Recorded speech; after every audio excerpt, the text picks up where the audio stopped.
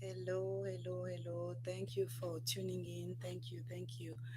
Um, Tonight, I just want to talk about It's Bigger Than You. That's the title that I have. It's Bigger Than You. And to be honest, I wasn't really sure what it meant. I still don't know. It's bigger than you. And I wonder what is bigger than myself? What is? And I can give so many answers. I can try to say maybe other people's lives. I don't know. Of course, God is bigger, but I know that it's not it. God didn't give me that word tonight just to talk about simple things that we can say, okay, I see these things will be bigger. But when I was praying and asking and seeking God as to the direction for this message, I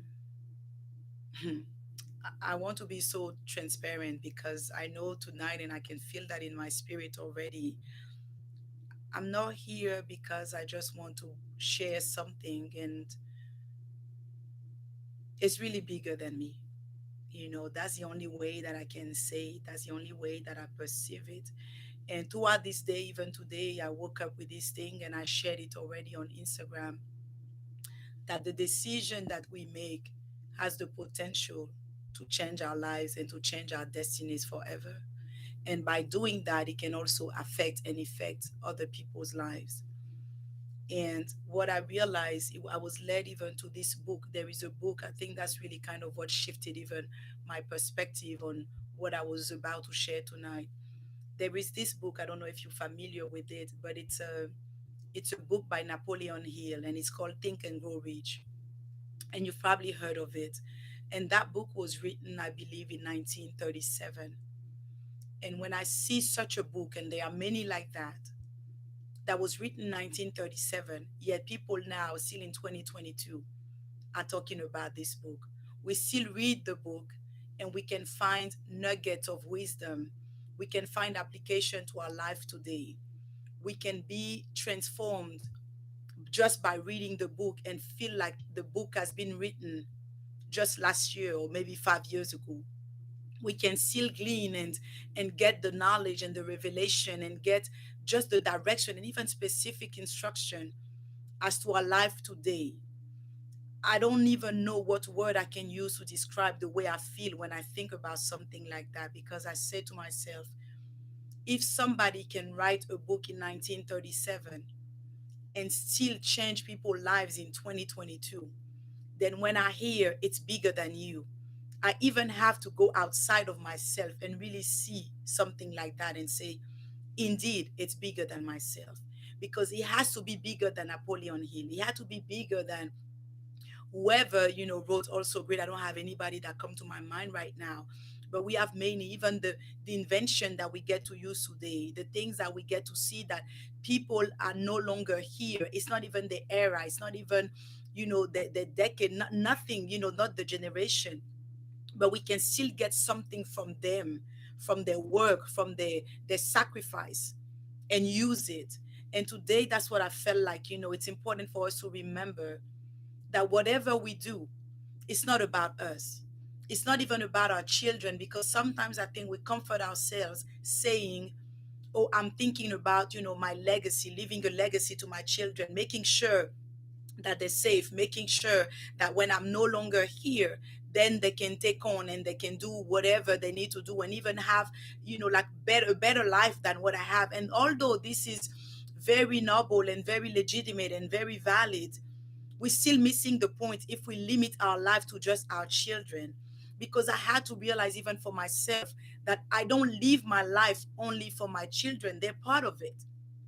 They will definitely benefit from everything that I do, from everything that, again, the decisions that I make will affect them. And it will probably affect them first and affect them more than other people, probably. But at the same time, if I'm only living thinking about what I can leave to my children or my grandchildren, then I miss the point. Because whatever God is asking us and calling us to do in this hour and even in this lifetime, it's something that will change lives, that will change nations, that will impact the world, not just our family. So I think sometimes we just go and we so focused about what can I do, like to make sure that my family is safe, my family is set, and this and that. And we make even issues out of having a problem with our boss and with our friends and all these things. And I just want to pause for a moment and really, even for myself as I'm speaking, I have to think for myself and say, what, does it really matter? Is it important? What difference does it make? Because it's not just about the work, it's not just about the boss, it's not just about the friends. It's like, what is it that, what do we represent? What are we supposed to carry? What are we supposed to live even on this earth? Because that's really what's important. It's not what we live for one, just the people behind us, but it's for years to come. How are we going to be remembered? What impact, what imprint, what mark are we going to leave here? And I think that's really what it kind of shook me. It really, and it still is. I mean, it's like I feel like I'm still processing it myself, because you feel like sometimes life is not going the way you want it to go, and you wonder why. You say, but why is it that, I hit a wall here? Why is it that, life is just dealing with me with those, type of pressures and difficulties and trials and all of that? But if only we will see that it's not about what we see. It's not about, the smallness of our family, or the smallness, of even the city that we live in, or even our own country. But it's beyond that. It's beyond that, because when I can see a book that can transcend, like generations and years, and it's like it didn't, none of us that live today have ever had the opportunity to meet him. It's like 100 years ago, but we still talk about those things. And I remember recently I was sharing that with my husband, and I said, I love old music. And I said, but it's unfortunate that now people are only looking to sell. So the music that you hear today is like it will just be a hit for maybe 6 months, a year at most. And then that's it. It just disappears. It just goes to the trash. When you go back to music that was done like 50 years ago, we can still hear it and dance to it and smile and enjoy it, because they were looking to inspire people. They were looking to bring something to share, whether it's love or, like at least share a message and something that will last. It wasn't about the stress. It wasn't about, being trendy and just getting a hit and just making the money. And I felt like tonight what we need to capture is that we shouldn't be looking to sell. Selling is really not, should not be the focus.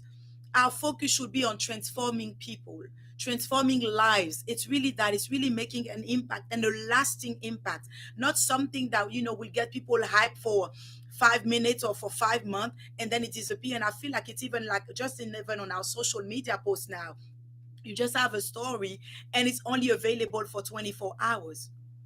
It's only available for 24 hours, or you can look in your feed maybe for 2 days and that's about it. And I wonder, what are those things that we've treated so casually? Because we think that they only, for a week, it's only for this season, when God is saying, I have so much more. If only you could see that not only it's bigger than you, but it's bigger than even that your lifetime. It's bigger than the situation that you currently face. It's bigger than the circumstance that you find yourself in right now. There is so much more. There is just so much more. And it's like I'm almost feel bothered, because it's like when you feel, and I feel a bit like even Jeremiah when he said, there is fire shut up in my bones and I cannot contain it. Because I'm like, what are those things that we try to make them fit in a moment, when God said, I want you to stretch those moments. I want you to really see, that how long they're supposed to last. See, think about longevity. Think about beyond yourself. What are you living? What are you doing? Is it just to sell? Is it just to make money? Is it just to make a profit? Because if that's just what it is, then you haven't understood that whatever God has given you is not just for yourself. It's thinking about the people that will come after, the people that will not even get a chance to meet you. But because of your work, because of your sacrifice, because of your yes, because of your obedience, because of your trust, and even because of your dedication and your commitment. Because if when you understand that something is made to last, even the attention that you give to that thing is completely different. And we can see that even now in the work of the craftsmen. I remember recently I went to visit a memorial. It was a memorial and it was beautiful. And we were all amazed. It was a girls' trip and we were all amazed even at the craftsmanship. When we look at the place, the marble and the tiles, and we could see the detail. Even the woodwork was done with so much precision. It was just beautiful. And then we all of a sudden we just, started to feel sad because we said, as much as we enjoy seeing the beauty, we can also attest that we don't see that anymore. Nobody now will spend 3 hours working, like on just the molding and, all those decor that you see even around the door. We were even seeing the thickness of the door.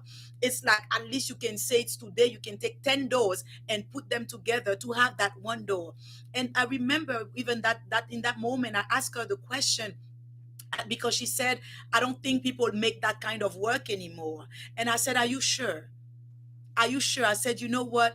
People still make it. But now the problem is, if they make it and they sell it for the price that it's worth, people will not, they will not buy it. Why? Because you have other people that are trying to sell.